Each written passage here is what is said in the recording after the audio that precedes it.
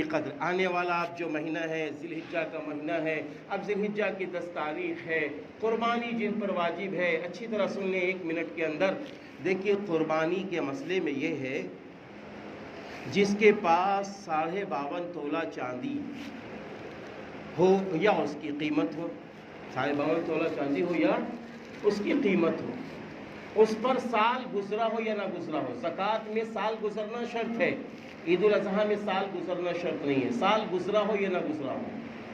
अब उसके पास या तो इतनी रकम हो, जैसे 37,000 रुपए की चांदी मिलती है 52.5 तोला कम व बेश, या तो उसके पास इतनी रकम हो। अब रकम भी कम है, चांदी भी कम है, तो अब क्या देखा जाएगा? घर के ज़रूरी सामान से ज़ायद सामान, जैसे 20 जोड़े कपड़े रखे हैं भाई, कपड़े ज़्यादा से ज़्यादा 9 जोड़े रख लो भाई 3 मौसम के लिए, 11 ज़्यादा हैं। घर के अंदर लिहाफ रखे हुए 4 लोग हैं, 6 रखे हैं कि 2 मेहमान आएंगे, वो भी ज़्यादा हैं। घर में 1 फ्रिज की ज़रूरत थी, 2 फ्रिज रखी हुई हैं, 1 ज़्यादा है। घर में 2 लोग हैं, मोटरसाइकिल और साइकिल की ज़रूरत थी, कार भी है, तो 1 ज़्यादा है।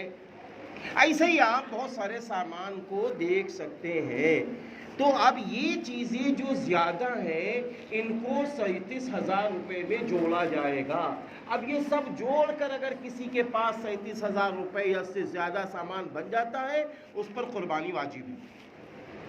अब चाहे वो बेटे हों, चाहे माँ हो, चाहे बीवी हो, चाहे शौहर हो, कोई भी हो, उस पर कुर्बानी वाजिब है। अब वो